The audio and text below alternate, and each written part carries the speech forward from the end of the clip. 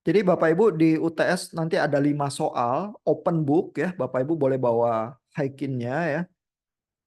Eh, terus dari 5 soal itu 4 soal adalah soal hitungan yang nilai maksimumnya 100. Lalu satu soal lagi soal teori nilai maksimumnya 20. Jadi total nilai Bapak Ibu bisa 120 ya. Jarang banget ada yang bisa sampai 100 atau 120, tapi kadang-kadang setiap tahun ada aja ya satu dua orang yang bisa ya. Kalau Bapak Ibu nilainya lebih dari 100, saya pasang di OPCS tetap 100 sih, karena maksimumnya segitu kalau di OPCS ya. Itu hanya buffering supaya membuat ada semacam range keamanan lah Bapak Ibu, bahwa nilainya UTS Bapak Ibu tuh sebenarnya fullnya 120 loh. Sehingga tengahnya itu sebenarnya 60 gitu ya. Itu pun kadang-kadang nilai rata-rata setiap angkatan itu bisa 40 atau 50 sih, tergantung Bapak Ibu belajarnya sekuat apa gitu ya. Nah, jadi dari 4 soal hitungan itu 2 pasti soal konvolusi ya, sehingga malam ini kita coba lihat ya konvolusi itu apa ya. Pasti saya janjikan keluar 2 soal konvolusi, satu konvolusi diskrit, satu lagi konvolusi kontinu gitu ya. Nah, kita coba lihat ya dari buku Haikin, karena ini referensi utamanya ya. Bapak Ibu bisa lihat film-film yang lain juga ya, tapi penjelasan yang sahih dan teoritis datangnya dari Haikin ya. Bapak Ibu bisa lihat film-film tech teach yang sebelumnya juga ya, yang dari mahasiswa-mahasiswa sebelumnya, karena mereka di tech teach video itu berusaha membuat ilustrasi yang bisa dipahami ya, bukan cuma sekedar penjelasan atau penurunan teoritisnya ya. Jadi supaya paham, baca lihat film-film itu, tapi untuk teoritis eh, pembahasan yang ketat itu datangnya dari Haikin ya. Nah, kita lihat bab 2 ya, ini judulnya Time Domain Representations of Linear Time Invariant System. Jadi mulai bab 2 Haikin itu udah mulai to the point bilang sistem yang kita bahas ini sistem yang linear dan time invariant. Ya, karena tiba-tiba sistemnya jadi jinak ya, tidak terpengaruh pergeseran waktu, lalu memenuhi syarat superposisi dan homogenitas gitu ya. Dan kita bermainnya di bab 2 ini di time domain saja. Jadi fungsi-fungsi kita itu terhadap waktu ya, terhadap T, atau kalau diskrit terhadap N. Nah, ini ada 2 bagian ya, paragraf yang penting. Yang pertama adalah Haikin tuh bilang semua linear time invariant system itu didefinisikan atau dikarakterisasi berdasarkan sesuatu yang disebut impulse response. Impulse response itu adalah ketika sistem dimasukin delta impulse ya. Delta impulse itu sinyal yang aneh itu, yang cuma terdefinisi di titik nol itu, baik yang diskrit maupun yang kontinu.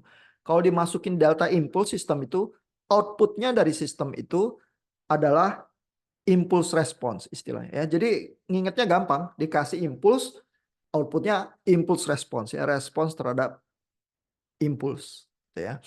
Nah, impulse response ini mengkarakterisasi semua sistem. Jadi ngelihat impulse response adalah melihat sistem itu. Makanya Bapak Ibu bisa paham Ben Underwood itu bisa melihat walaupun buta karena dia berdecak, itu karena dia menghasilkan delta impuls.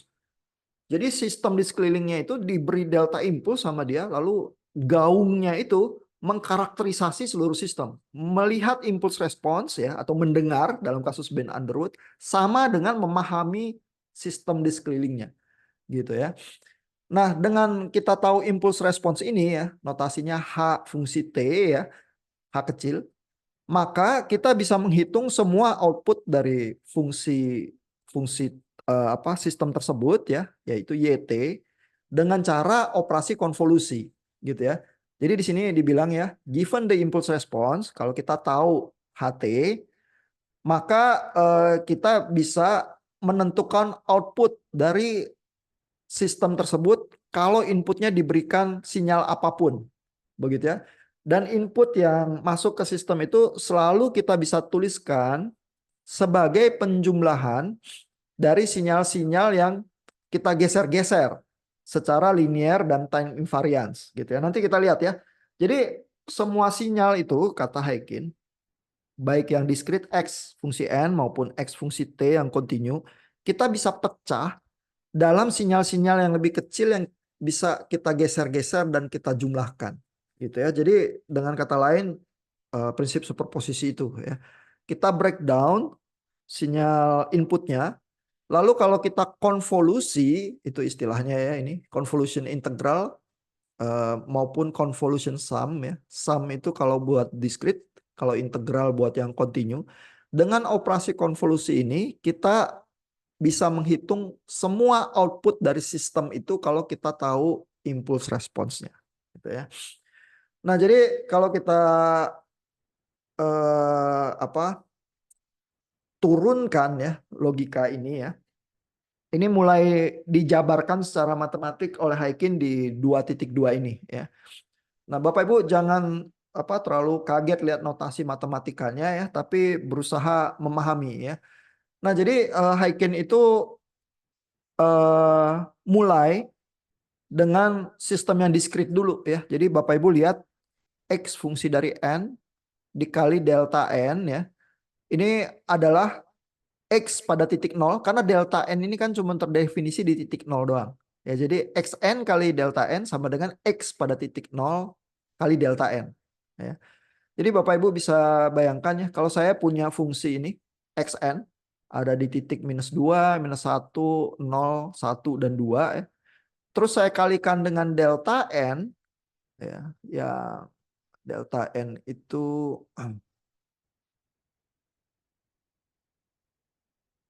yang ini nih. Tunggu, ini delta N. Ya, ini harusnya tulisannya delta N ya, bukan delta N-1 nih. Ini Haykin salah cetak ya. Karena ini delta N-1, ini harusnya delta N, ya ini delta N+1 ya.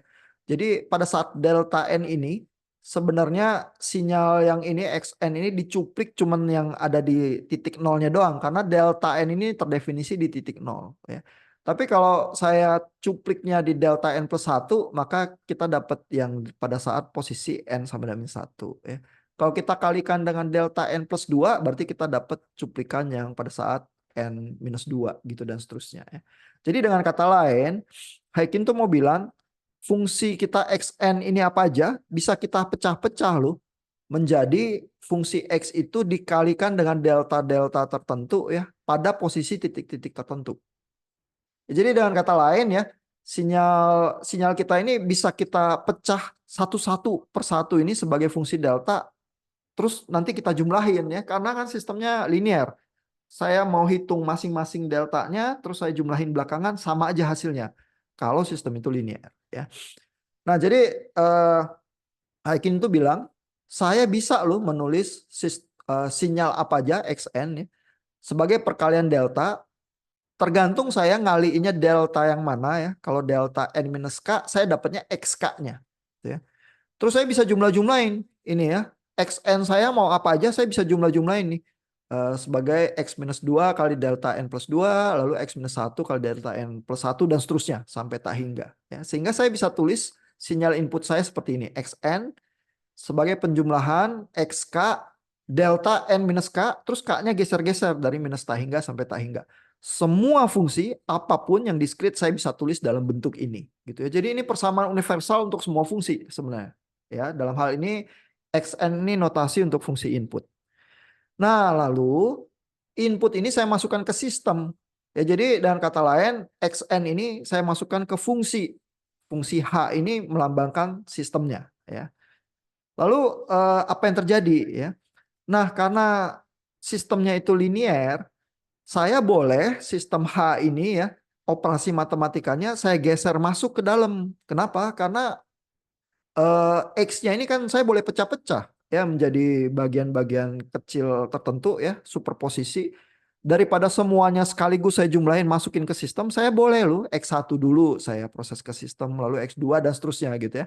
Sehingga di dalam penurunan berikutnya ya, H ini boleh masuk ke dalam nih. Ya, jadi sigma H dari fungsi inputnya sama dengan sigma XK ya masing-masing masuk ke H dari delta N ini. Lalu H dari delta N ini kita nyatakan sebagai Hn minus K. Ya, jadi H dari delta N Kalau delta N ini saya masukkan ke sistem, maka saya dapat impuls respons itu, Hn minus K ya. Jadi H kecil ini adalah impuls respons itu. Dan tadi di halaman bagian pertama sekali Haikin bilang, impuls respons ini adalah karakter dari sistem ya. Begitu saya tahu impuls respons ini H, saya bisa menghitung semua output Yn sebagai konvolusi dari input XK dikalikan HN minus K, terus saya jumlahin dari K minus tahingga sampai tahingga. Jadi inilah operasi konvolusi itu, dari input dengan impuls respons bisa menghasilkan output. Ya. Jadi kenapa operasi konvolusi itu penting? Karena kalau saya punya kotak sistem ya, saya kasih input X, outputnya itu operasinya adalah YN sama dengan XN konvolusi HN. Nah, tapi konvolusi itu ya biasanya ditulisnya pakai notasi bintang ya. Jadi kalau Bapak Ibu baca notasi bintang itu bukan kali itu. Ini ya, XN bintang HN ya. Ini bacanya XN konvolusi HN. Sebenarnya kalau kita beber, notasi matematikanya adalah sigma K sama dengan minus tahingga sampai tahingga XK HN minus K. Nah, lalu ini tuh apa sih begitu ya? Nah, Hn minus K ini karena K-nya ini minus ya, berarti kita punya fungsi H yang kita cerminkan tuh ya. Karena kalau Hn jadi H minus N gitu ya, dan yang bergerak kan di sini K-nya ya. K-nya yang bergerak ya, jadi variabel waktunya sebenarnya K nih. Kalau N ini cuman gesernya seberapa jauh ya. Nah, jadi K-nya ini ada yang di minus. Kalau di minus berarti fungsinya itu dicerminkan terhadap sumbu Y gitu ya. Sehingga melakukan operasi ini ya, ini katanya Haikin ya, dia meringkas operasi konvolusi itu ya. Ini ada prosedurnya, yaitu pertama refleksikan HK ya. Tapi sebenarnya Bapak Ibu mau mencerminkannya HK atau yang XK hasilnya sama aja sih. Jadi kalau ada XN ya, konvolusi HN, Bapak Ibu mau mencerminkan H-nya atau X-nya terus dioperasikan konvolusi, hasilnya sama aja. Ya karena dia operasinya bersifat komutatif gitu ya. Nah, tapi harus ada salah satu yang direfleksi ya. Lalu digeser ke yang sangat jauh dari titik nol supaya nggak ada yang berhimpit. Terus habis itu digeser pelan-pelan supaya ada yang overlap. Setiap kali overlap sinyalnya itu dikalikan dan dijumlahkan. Ya karena kalau Bapak Ibu lihat rumusnya, rumus konvolusi itu ini kan dikalikan X dikali H terus dijumlahkan nih setiap pergeserannya itu ya, sembari bergeser dijumlahkan, sembari bergeser dijumlahkan lagi menghasilkan YN-nya gitu ya. Nah, mungkin kita lihat ilustrasi ya, contoh soal supaya Bapak Ibu bisa membayangkan ya operasinya seperti apa ya. Ini contoh soal yang baik yang cukup mudah diikuti, ini example 2.3 ya. Jadi ada HN, HN-nya didefinisikannya seperti ini ya. Kalau Bapak Ibu lihat gambarnya, HN itu terdefinisinya dari titik 0 sampai titik 0, 1, 2, 3 ya. Karena HN-nya ditulisnya sebagai UN. UN ini kan unit step ya. Mulainya di titik 0 jadi 1, tapi di depannya ada faktor pengali 1/4 ya. Jadi ini nilainya jadi 1/4. Terus habis itu harusnya dia 1 terus sampai tak terhingga, tetapi dia di minus UN minus 4. Jadi di titik 4 ini, di titik 4 nih, tiba-tiba dia jadi minus 1. Ya, sehingga di titik ini kembali jadi 0. Gitu ya. Jadi HN-nya fungsinya seperti itu. Lalu XN-nya, XN-nya adalah UN. Ya, jadi XN-nya adalah UN. Di sini di soalnya dibilangnya apa terkait dengan section 1.10 ya, tapi ini XN-nya digambar seperti ini nih. Jadi dengan kata lain ya, kita punya dua fungsi XN dan HN, terus kita mau hitung konvolusinya. Ini fungsinya yang satu kotak HN-nya, yang satu XN-nya satu terus sampai tak hingga gitu ya. Nah, Bapak Ibu lihat ya di sini fungsi HN ini dicerminkan ya, dicerminkan kepada sumbu Y. Begitu dicerminkan, HN minus K ini pencerminannya ya, hasilnya adalah titik nol ini jadi titik N, lalu titik yang sebelah kanan ini pindah ya ke sebelah kiri. Jadi kalau dicerminkan dia pindah ke sebelah kiri sini ya. Jadi kalau ini N, yang paling kanan ini jadi N minus 3 gitu ya. Nah lalu saya punya fungsi yang ini ya, saya geser ke kiri jauh, lalu saya geser-geser ke kanan, lama-lama yang titik N ini berhimpit sama yang ini. Ketika berhimpit, kita kalikan ya, jadi seperempat kali satu. Dan ini adalah di titik nol ya. Sehingga di titik nol ini muncul perkaliannya ini. Satu kali seperempat, maka nilainya seperempat. Ya. Lalu kalau kita geser lagi, satu kali lagi pergeseran ya, maka titik yang N ini berhimpit dengan X di titik sama dengan satu. Ya. Lalu yang ini berhimpit dengan XK di titik nol gitu ya. Jadi sekarang ada dua yang berhimpit dan hasil penjumlahannya dan perkaliannya adalah satu dikali seperempat ditambah satu kali seperempat. Jadi di titik satu ini nilainya setengah gitu ya. Sehingga Bapak Ibu bisa lihat ya, sinyal yang ini lama-lama masuk dikalikan terus ya di dalam deretan sinyal XK ini nilainya naik terus. Tapi lama-lama kotak yang kecil ini ada di dalam kotak yang besar itu sehingga nilainya konstan. Ya karena perkalian dan penjumlahannya terus jadi konstan. Lalu di titik tertentu ini nanti sinyal yang kotak kecil ini keluar dari kotak yang besar ya, nanti dia turun lagi begitu ya.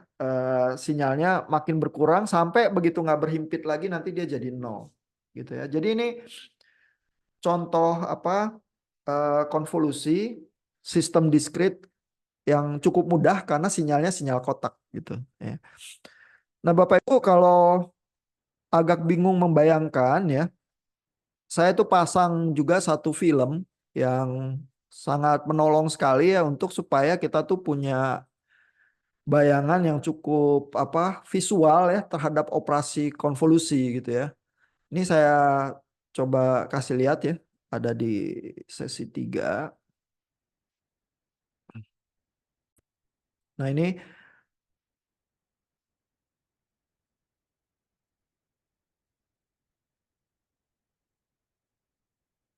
ya visualisasi dari korelasi dan konvolusi. Ini kalau kita mainkan ya.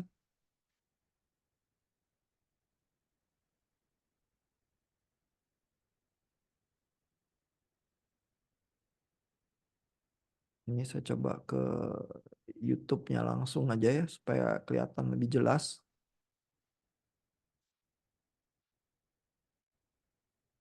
Diantarkan kurir ke penerima. Wah, bayar-bayaran ongkir.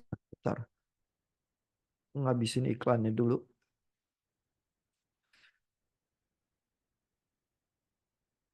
Nah, di ilustrasi yang ini ya, pertama dia itu mengilustrasikan operasi apa korelasi ya, tapi yang kedua konvolusi.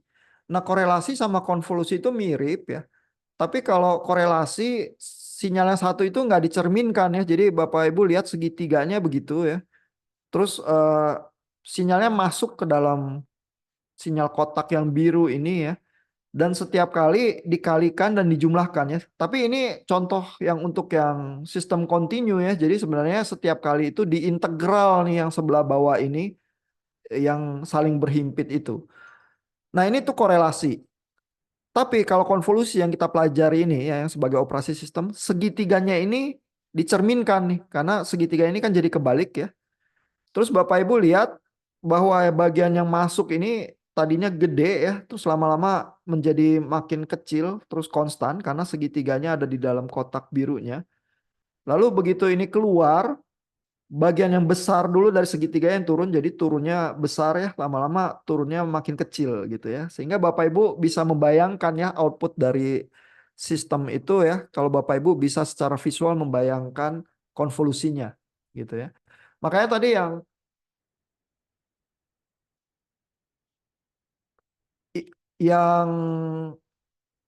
sinyal yang kotak itu Bapak Ibu juga bisa bayangin kenapa bentuknya jadi agak trapesium gitu ya karena kotaknya eh, digeser terus masuk sehingga sinyalnya naik ya. Terus habis itu kotak yang kecil itu ada di kotak yang besar sehingga konstan. Lalu kotak yang kecil itu lama-lama keluar ya dari kotak besarnya sehingga sinyalnya turun lagi gitu ya. Kalau kotaknya lebarnya sama, eh, hasil konvolusinya itu jadi segitiga sih. Ya. Nah mungkin segitu dulu kali. Bapak Ibu ada pertanyaan nggak sebelum kita masuk ke konvolusi yang kontinu? Kalau Bapak Ibu bingung, baca lagi, lihat-lihat video lagi ya, lihat tech-tips video yang tersedia di Learn itu ya untuk bisa memahami operasi konvolusinya seperti apa. Bapak Ibu ada pertanyaan?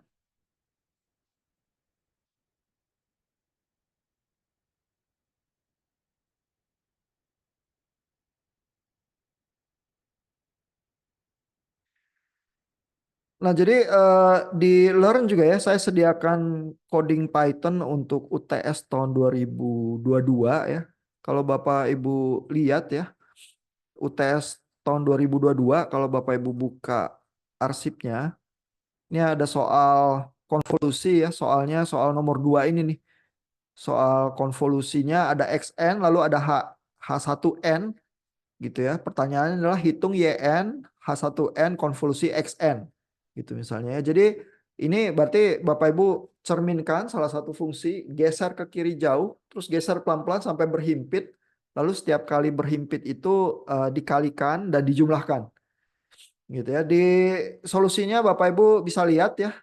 Ini solusinya nomor 2 ini ya, ada perkalian dan penjumlahannya. Bapak Ibu bisa lihat apakah bisa paham atau enggak ya. Sehingga outputnya ini terdefinisi dari Y-1 sampai Y6 gitu ya. Tapi kalau Bapak Ibu bingung ya, ada apa coding Python itu juga yang menggambarkan apa membuat konvolusinya. Bapak Ibu bisa coba oprek-oprek sih Pythonnya ya.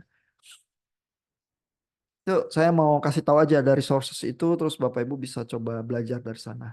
Ada pertanyaan nggak sejauh ini kalau masih ada kebingungan dulu, Bapak Ibu?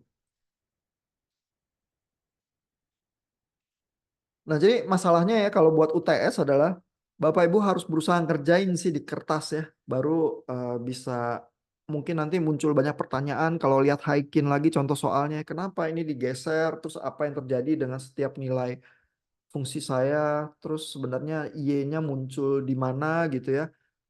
Bapak Ibu kalau berusaha ngerjain baru mungkin muncul kebingungan ya. Habis muncul kebingungan kalau coba diklarifikasi dan ditanyakan mungkin nanti jadi apa lebih paham ya. Tapi setiap soal UTS itu ada solusinya sih. Bapak Ibu bisa lihat solusinya ya. Terus ada video pembahasannya juga ya terhadap solusi-solusi itu. Bapak Ibu bisa coba putar recordingnya ya. Terus coba memahami. Kalau nanti masih tetap ada pertanyaan, boleh nulis di grup WA ya supaya diketahui semua untuk ditanyakan kenapa begini. Nanti saya coba jawab atau pas kita ketemu ini Bapak Ibu bisa tanya ya. Nah, untuk waktu yang sisa ini ya saya pingin menerangkan konvolusi yang kontinu ya. Karena konvolusi yang kontinu itu lebih sulit ya. Lebih sulitnya bukannya apa-apa karena dia harus pakai integral gitu ya. Jadi logikanya sama yang diskrit ya. Cuma perhitungannya kalau yang diskrit itu kan pakai sigma ya, dikalikan terus dijumlahkan. Itu agak lebih mudah dibandingkan kalau yang continue karena dia overlapnya itu continue ya, dia bergesernya kan juga bukan satu-satuan gitu ya, melainkan halus begitu karena sinyalnya continue. Berarti perkalian dan penjumlahannya itu kita harus pakai integrasi gitu ya. Tapi dari segi logika kenapa konvolusi itu dilakukan itu sama ya, sehingga kalau Bapak Ibu lihat cara Haikin menerangkan adalah dengan analogi ya. Jadi di 2.4 ini Haikin tuh bilang kalau saya punya sinyal continue ya XT, Bapak Ibu perhatikan ya, kalau continue Haikin nulisnya X fungsi T. Kalau discrete dia nulisnya X fungsi N, terus kurungnya itu kurung siku. Ya nanti waktu nulis ujian juga Bapak Ibu konsisten seperti itu ya. Kalau latihan juga berusaha notasi matematikanya itu konsisten ya supaya nggak bingung kalau baca soal dan kalau nulis jawaban gitu ya. Nah, XT ini logikanya sama ya kayak yang diskrit. Saya bisa tulis dalam bentuk fungsi X tau dikalikan deltanya yang saya geser-geser. Ya, Dan delta yang saya geser-geser ini kalau dikalikan xt sebenarnya adalah fungsi x itu di titik deltanya. Ya. Dan kalau saya kalikan semua deltanya ini dari minus tak hingga sampai tak hingga, saya akan dapatkan fungsi xt ini. Ya.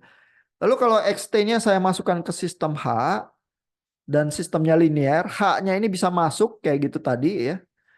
Terus saya bisa bilang H delta T minus tau ini sebagai impulse response-nya HT minus tau ya. Bapak Ibu juga perhatikan notasinya ya. Kalau discrete itu HN minus K, kalau continue HT minus tau ya. Jadi yang di belakang ini huruf Yunani nih, tau bacanya ya.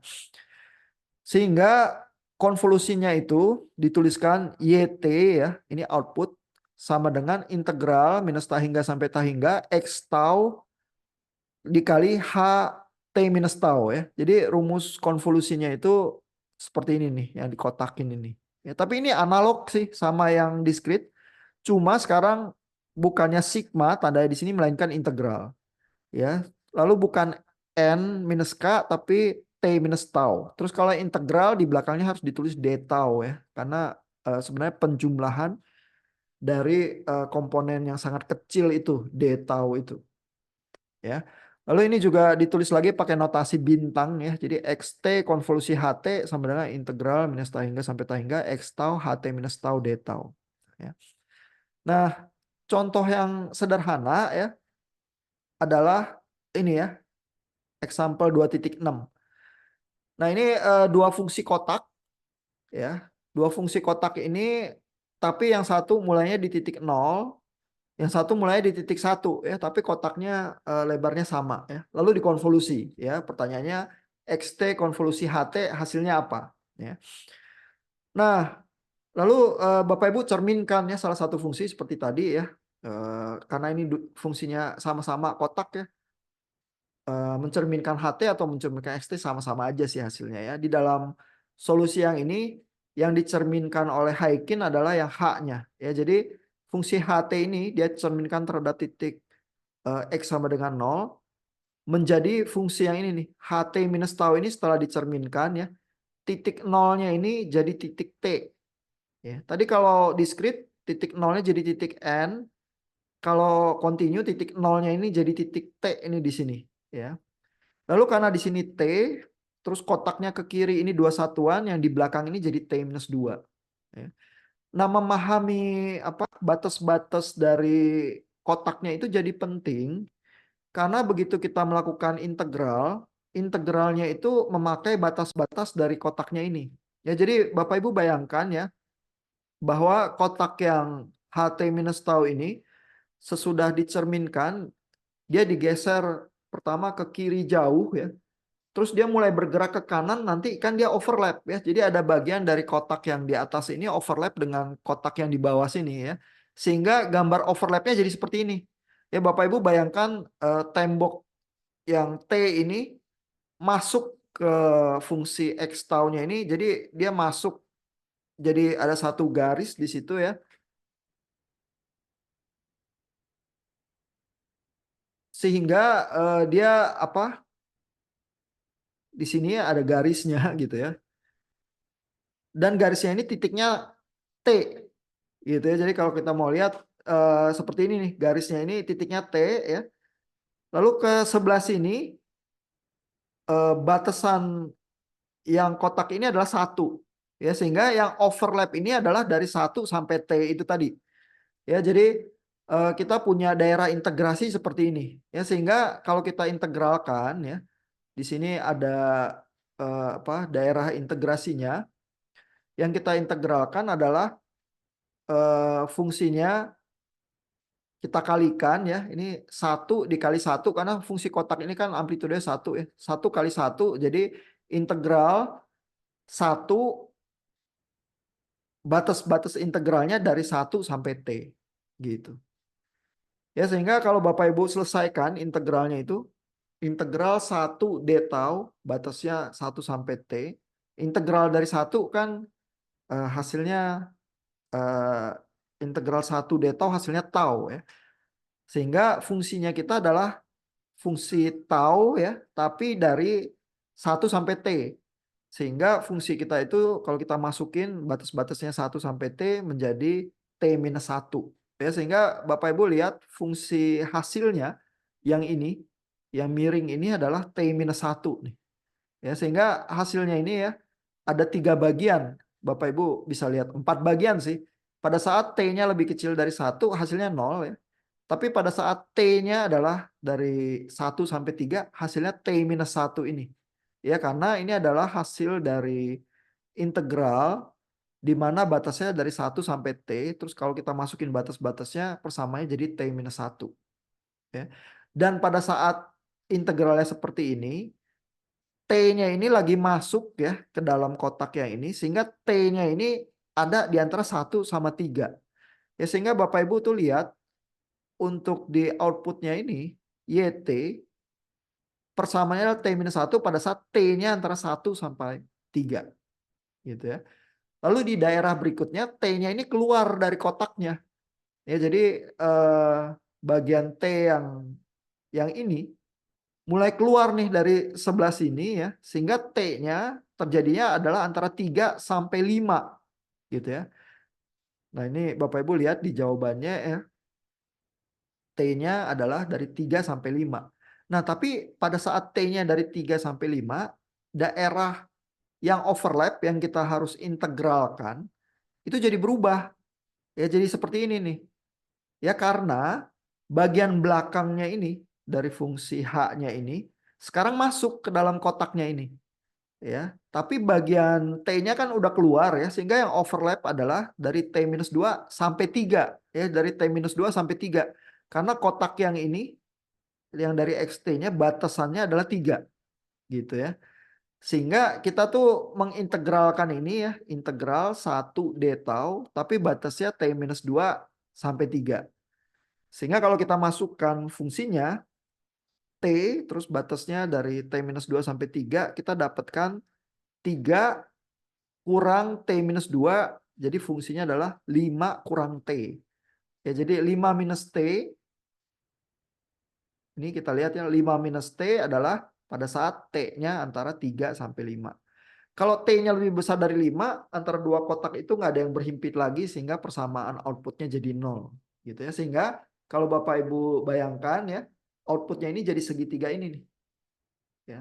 Garis yang ini adalah T-1, hasil integral daerah yang overlap ini. Garis yang ini adalah 5 minus T. Ya, karena ini kalau kita tarik garisnya ini motongnya di sumbu Y ini di titik 5 gitu ya. Terus ke sebelah sini 0 hasilnya, ke sebelah kiri juga 0 gitu ya. Nah, jadi mengerjakan yang kontinu agak lebih repot sedikit konvolusinya karena Bapak Ibu harus ngitung integralnya gitu ya. Dan Bapak Ibu perlu memahami batas-batas integralnya ini ya. Jadi kalau dicerminkan, Bapak Ibu bisa ingat bahwa titik 0 ini jadi titik T, terus setiap titik yang lain itu berorientasi terhadap T ini ya, karena ini di sebelah kiri 2, jadi dia T-2 ya. Terus begitu kita geser-geser, kita lihat tuh batas-batas integralnya di mana, sehingga lama-lama kita bisa menghitung fungsi yang ini. Nah, untuk Bapak Ibu latihan ya, karena waktu kita udah masuk injury time ya. Untuk latihan, ada contoh yang agak lebih rumit ya dari Haikin. Saya usul Bapak Ibu latihan untuk memahami ya, dan ada jawabannya juga ya. Ini example 2.8 ya. Di recording tahun-tahun lalu ada yang membahas ini ya. Tapi di sini Bapak Ibu bisa lihat ya, soalnya XT-nya adalah ini ya. Fungsinya ditulisnya gini ya. Dan Bapak Ibu bisa memahami ya, XT ini terdefinisinya dari 1 sampai 3 tapi bentuknya segitiga. Dan nulis matematikanya seperti ini ya. UT-1 minus UT-3 ini kan fungsi kotak yang terdefinisi antara 1 sampai 3. Tapi fungsi kotak ini dikalikan sama T-1 ya, sehingga amplitudo dari fungsi kita walaupun terdefinisi dari 1 sampai 3 bukan kotak melainkan T-1 ini. Ya, jadi segitiga ya. Nulisnya kayak gini XT. Terus HT-nya adalah UT plus 1 minus 2 UT minus 2. Ya, dan Haikin ini di sini udah menggambarkan HT yang dicerminkan nih. Ya, jadi Bapak Ibu bisa bayangin titik nolnya itu ada di sini ya. Lalu ini tuh yang udah dicerminkan nih, karena ini HT minus tau. Ya, harusnya kalau Bapak Ibu lihat fungsi ini, UT plus 1 ini mulainya dari minus 1. Ya, kan UT itu 0 terus 1. Tapi satunya di mana? Di minus 1 ya. Tapi begitu dicerminkan berarti dia jadinya T plus 1 nih. Ya. Jadi Bapak Ibu bayangin fungsi yang ini sesudah dicerminkan jadinya ini ya, demi supaya si Haikin nulis apa solusi itu nggak ribet banyak gambarnya gitu ya. Lalu yang dicerminkan ini digeser-geser lalu masuk ke dalam segitiganya. Pada satu bagian masuknya kayak gini ya, karena sebelah kanannya T plus 1 ini masuk ke dalam segitiga ini. Sebelah kirinya adalah 1 ini. Ya, terus ini harus diintegral ya. Lalu nanti kapan-kapan yang tengah ini masuk nih ke dalam tengah-tengah segitiganya. Ya, jadi saya punya segitiga yang kayak gini ya, kepotong di tengahnya ini. Dan garis ini adalah garis T-2. Sehingga saya punya dua daerah integral yang ini sama daerah integral yang ini gitu ya. Sehingga Bapak Ibu nanti lihat solusinya ya. Kadang-kadang ada yang punya beberapa daerah solusi ya. Terus Bapak Ibu bisa lihat hasil akhirnya ini. Kalau Bapak Ibu coba hitung ya. Karena sekarang ada segitigaan, jadi kalau fungsinya T, kita integralkan jadi ada T kuadratan nih muncul gitu ya. Karena Bapak Ibu lihat hasil integrasinya ada daerah yang kuadratis ini. Ya, karena kan segitiga diintegralkan dengan yang apa? Konstan 1, dia ini T jadi T kuadrat ya. T kuadrat itu kayak gitu. Terus nanti pada saat dia keluar dari daerah sini, nanti dia turun ya. Tapi kalau turun berarti minus T kuadrat nih, kuadratis itu.